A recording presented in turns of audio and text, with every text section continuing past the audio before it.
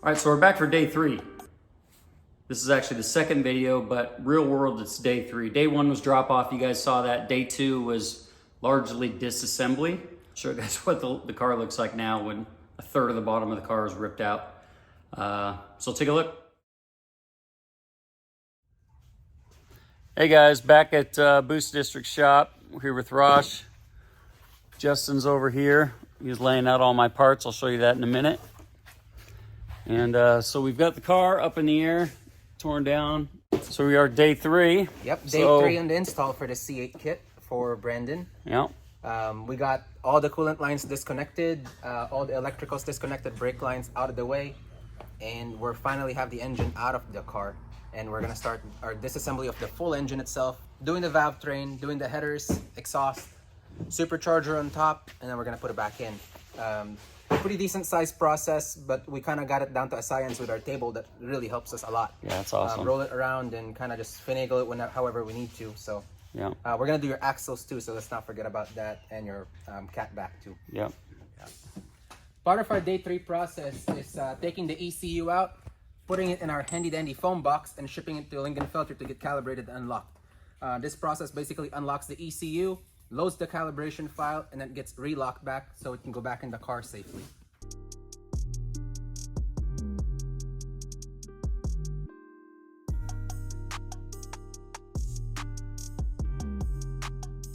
So for Brandon, he did the valve train upgrade. We have the springs, push rods, trunnions, and the valve seals. And then we have the oil filter, transmission filter. We have fluids on the other side. And special touch he did, we offer a paint match lid service. So we did that for his car.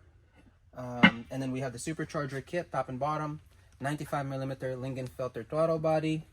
And then here's the whole belt drive kit, idlers, tensioners, idler kit that bolts onto the water pump inlet. And then we have all the belts for that over here with a cog drive too. And then we have the supercharger heat exchanger pump and the filler reservoir.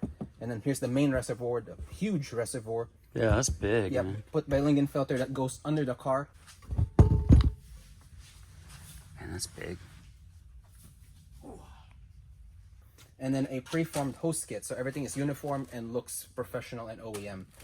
We also have a dual pass heat exchanger that goes into the driver's side of the car with a fan on it, so everything keeps cool and there's no heat soak. I always recommend doing a catch can also, but we can definitely discuss that to add on to your project.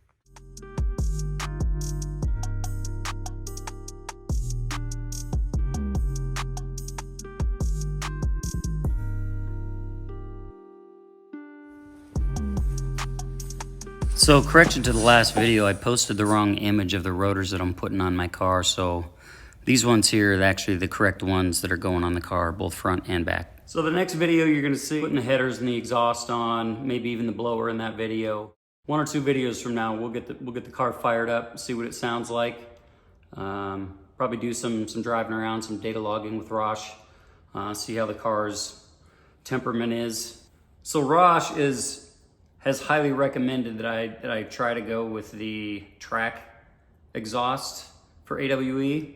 I vetoed him and basically said, no, I like the touring, I've heard it in person, but he thinks because of the blower and the headers and the exhaust and the intake kit that I'm getting from Haltech, he said it's gonna be really quiet. It's gonna sound just like OEM, which is a little surprising to me, but I'm gonna hold off on that. So I'm sticking with the AWE touring, and I may end up having to purchase the conversion kit. All right, guys, so there you have it. So yeah, if you're liking the content, go ahead and consider subscribing, share, like, comment. I'm answering all the comments, and that's the best way to support the channel. I really appreciate it. Much love. We'll see you next time.